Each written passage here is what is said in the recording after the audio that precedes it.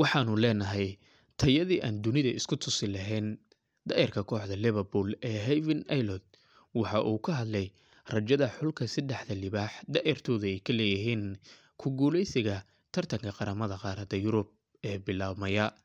Haddaba muxuu ka hadlay xiddigan, muxuuse ku sifeeyey rajada ay ka leeyihiin ku guuleysiga 21 jirada qaramada qaaradda Yurub oo la baasay kulamadii ugu horreeyay habeennimadii xalay ahayd. Shakadaas ayaan muuqaalka kugula wadaagaya daawade ee ila gaar gebagabada si aad u ogaato xogtan.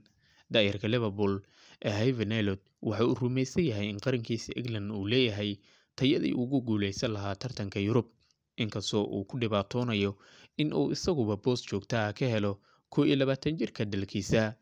Harvey Elliott oo 60 ciyaarood u saftay kooxda koowaad ee Liverpool isla markaana ku soo baxay da'yarta abaalmarinta Golden Boy da'yarka ugu fiican ee sanadka, wuxuuna liiska xiddigaha Diamond-ka ah ee u soo baxay England uu kula jiraa xiddigo ay ka mid yihiin Curtis Jones oo isku koox yihiin Jacob Ramsey, Morgan Gibbs-White iyo Oliver Skip lagu daray Angel Gomez oo bandhig heer sare ah sameynaya. Waxaanu hadda afkiisa isku soo jeedinayaa tababaraha xulka da'yarta tartankoodu oo ka bilaabmay qaaradda Yurub. Elliott oo la hadlay saxaafadda ayaa yiri, bal eeg magacyada halkan jooga, tayada aanu haysano, waxaanu samayn karnaa wax kasta oo noo suurta gelinaya in aan ku guuleysano tartanka qaramada Yurub. Waxaanu qaban karnaa ama aynu qabnaa kalsooni buuxda oo ah in aanu ku guuleysano tartankan. Ma jirto sabab naga hor istaagi karta, waanu haysanaa wax kasta, ayuu yiri daa'irka kooxda Liverpool.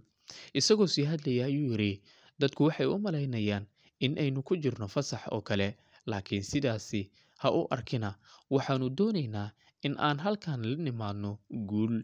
Waa fursad fiican oo aan adduunyada isku tusi karno hibadayda iyo hibada saaxiibadayda aan isku qaranka nahay.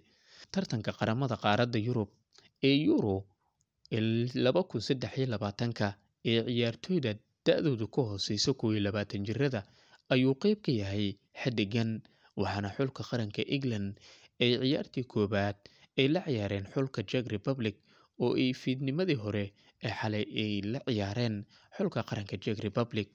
2-0 ayay kaga adkaadeen Czech Republic, iyadoo labada goolba ay ka heleen xiddigaha kala ah ninka la yiraahdo Jacob Ramsey oo kooxda Aston Villa ah iyo ninka la yiraahdo Anthony Gordon oo sanadkii hore ku biiray naadiga la yiraahdo Newcastle United.